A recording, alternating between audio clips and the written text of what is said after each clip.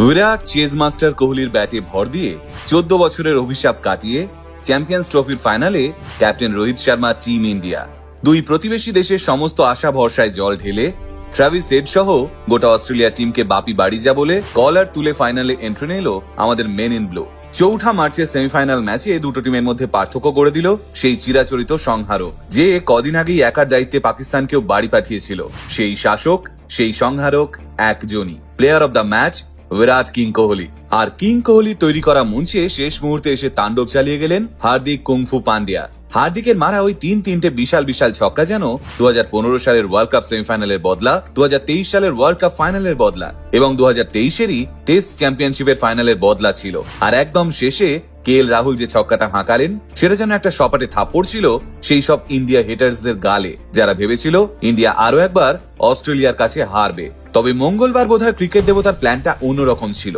টসে জিতে Australia bat নিতেই বুক ধুকপুক করতে শুরু করে দিয়েছিল আর সমুদ্র হিমাচলের, কারণ একজনই, অস্ট্রেলিয়ান বাঁহাতি ব্যাটার ট্রাভিস হেড। তাই মোহাম্মদ শামি যখন আরেক ওপেনার কানৌলিকে 0 রানে বাড়ি পাঠালো, ঠিকমতো আনন্দটাও করতে পারেনি ভারতীয় ফ্যানেরা। তারপরেই শুরু হলো হেড এবং স্মিথের ছোটখাটো ঝড় তোলা। কিন্তু ঠিক তারপরেই গোটা ভারতবর্ষকে বাঁধ ভাঙা উচ্ছ্বাসে ভাসালেন বরুণ চক্রবর্তী এসে। নিজের দ্বিতীয় বলের মাথাতেই বরুণ এবং গিল মিলে গিলে খেলেন অস্ট্রেলিয়ানদের মাথা হেডকে। স্কোর কার্ড 54 রানে 2 উইকেট। কিন্তু তারপরেও যেন স্বস্তি হচ্ছিল না কিছুতেই, কারণ স্মিথ আর লাবুশেন মিলে পিচ কামড়ে পড়ে রইলেন। এমন সময় জাদেজা এলেন আর কিছুক্ষণের বিরতিতে লাঞ্চ ছাড়লেন লাবুশেন এবং জস ইংলিশকে দিয়ে। স্কোর কার্ড তখন 144 রানে 4 উইকেট।